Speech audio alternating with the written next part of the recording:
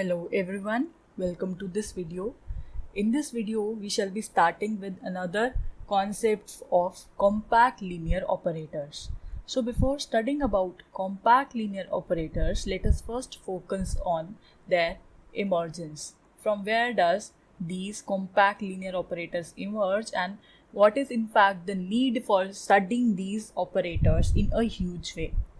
So these operators, the linear operators which are compact, could be seen in analysis. In fact, the theory for compact linear operators that emerged from the theory of integral equations. So that is quite interesting, and we know many phenomena could be represented in terms of integral equations. For example, whenever someone go and wanted to perform their CT scan, which is computed tomography, then that process is also simulated in modeled as an integral equation. So there are many other phenomena also which could be modeled like integral equations. So the basic structure here of the integral equations, that is t. So we input something into here, x of x. So that would be what? When you apply the operator onto that, so that will give you the integral from some limit to other limit. These limits could also be constants or variable limits. And then you have some function k, st, which is known as the kernel function, the unknown function xt and dt. So here, if you know about x of s, so that means you are able to compute this integral and you will have the resultant t x of s. In some other cases where you have no knowledge about x of s, you only have information about tx of s, which is the fundamental data that you have in various applications. So they are basically the inverse problem. So not moving into that direction, let's just focus on how can we represent the system of equations into the operator form. So an integral equation of this kind could be represented in operator form like this. So you can write t minus lambda I into x of s is equal to y of s, where what is this x of s? That is the unknown function that we have. Y and k, they are known to us, and lambda is the complex parameter that is available to us. So how does the compact operators and integral equations, they represent the same phenomena? So this phenomena, this was given by D. Hilbert in 1912. He discovered that the solvability of Fredholm's theory, which is a linear equation, a linear integral equation having constant limits, right?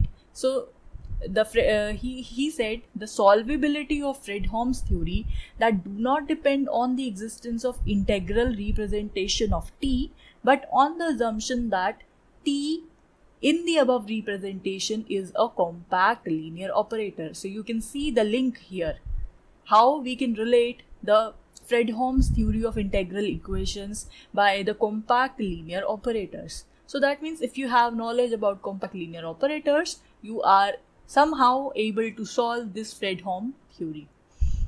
Okay, so moving on to compact linear operators. So let us first see the definition for compact linear operators. So here in this case, if we assume x and y to be two normed spaces, then we can define an operator, say capital T, from the space x to the space y. So this operator T would be called as a compact linear operator if, first of all, this operator is linear, and secondly, if for every bounded subset M of x, the image Tm is relatively compact. Now what does that mean? We say if we take any bounded subset from the normed space x, right? It has to be bounded. So then you apply t onto that subset. So you will have some other set t of m present in y. So then you take the closure of this set. So this closure has to be a compact set. So that means this closure, this has to be the closure of T of M, this has to be closed and bounded. That means it has to be compact, right? So this is the definition for compact linear operator. If all of these happens, we call the associated operator T to be compact linear operator. So now you will understand more about compact linear operators as you see and go through various properties representing these compact linear operators, and which the properties which compact linear operators exhibit. So the first property that we can see here involves and tell you that a compact linear operator is continuous, whereas the converse is generally not true. So we have the property, it says whenever a linear operator is compact, it is continuous, but continuous linear operator may or may not be compact. So this is the property, and in fact this property is very well explained to you by this lemma. It says that if we have x and y to be two normed spaces, right, then every compact linear operator being bounded is continuous. So that is what exactly given by this property. Moreover, the converse is not true. For that, we can see, for the converse of this thing which is not true, we can give an example. The example here is the identity operator. Now this operator is continuous operator, and here the dimension of our space is infinite. So in that case, the operator I is not compact. So you see, you have got a counter example for this property where we can see say that the converse is not true. Okay, so in order to prove this lemma, let us first of all see the first part. For the first part, we are given x and y to be two normed spaces, and we are given the operator T from x to y as compact linear operator. We wanted to prove this T is bounded, first thing, and then because it is bounded, it is continuous by the definition for boundedness and continuity. So for proving this, for the first part here, for proving this to be bounded, let's see how can we proceed. For that, what do? We take a unit sphere represented by capital U, which is what? It consists of all those elements x such that the norm of those elements from 0 is 1. That means the distance of all those elements from 0 is exactly equal to 1. So basically, what does that mean? This is some point 0 here. So you take a radius 1 here and you draw a circle around this point 0 having radius 1, right? So whichever point, so here the distance, the norm of x has to be equal to 1. So that means this set U contains only those points which are present on the boundary of this circle, right? No point which is outside or inside this circle would be considered in this set. So in this case, we say this set is a bounded set. Why? Because we see the norm is exactly equal to 1. So for this set, we have to prove the operator T is also bounded. That is the aim here. For that, because we are given operator T as a compact operator, hence the image of a bounded set of X is compact. This is according to the definition for compact operators, right?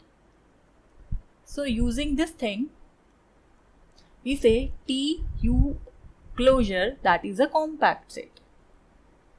Moreover, a compact subset M of a metric space is closed and bounded. This is according to compactness lemma, that is a basic result on functional analysis.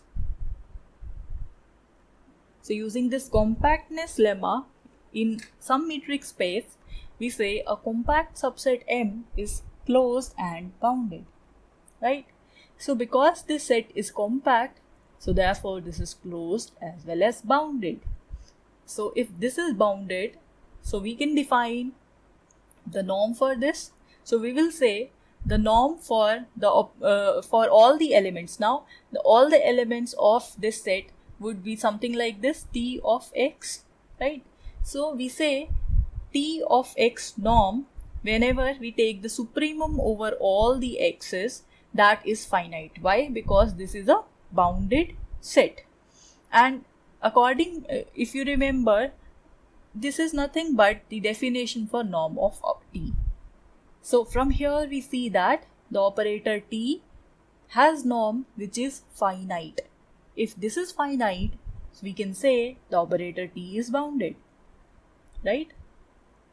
And using the result which says T defined from the domain of T to Y, that let that be a linear operator where D of T, the domain of T, is some subset of the space X where X and Y are normed spaces.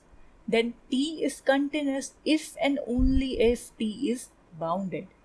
So that means the boundedness of T here implies its continuity. So that proves part 1. For the part 2, we assume that T is compact linear operator, right? We assume T is compact linear operator and we assume the dimension of X as infinity. So we have to prove here that the operator I, the identity operator, which is continuous, is not compact. So this is what we wanted to prove for the part B. So here in this case, we consider the closed unit ball. So let that be represented by capital M. So it will contain all the points X such that the norm of all the elements is less than or equal to 1. So let me draw this. So suppose this is some point 0. So here, corresponding to the 0, taking 1 as the radius, we can draw a circle again like in the previous case. So for this circle, now we say the norm of every element is less than equal to 1. So that means the distance of X from 0 is less than equal to 1. So that means in that case, all the points lying on the boundary as well as all the points which are inside this circle, they are a part and member of the set M, right? So this is what we say in this case. So obviously this is a bounded set. How? Because we see that the norm for every element here is less than or equal to 1. Moreover, this set cannot be compact because our space X has dimension infinity. It follows directly from the result which says if a normed space X has a property that the closed unit ball M is compact, then X is finite dimensional, right? So according to this property here, we have the result.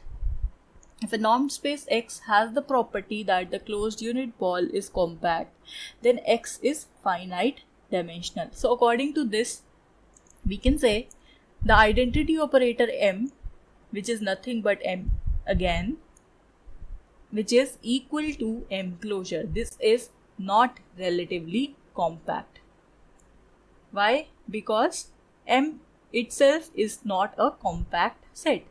So according to this, because M bar, the closure of M, that is not relatively compact, therefore the operator, identity operator defined on M is also not compact, and hence this is what we wanted to prove here for the part B. So this is the result that give you the continuity for a compact linear operator. I hope you understood the concept. Well, that is it for this video. Thank you for watching.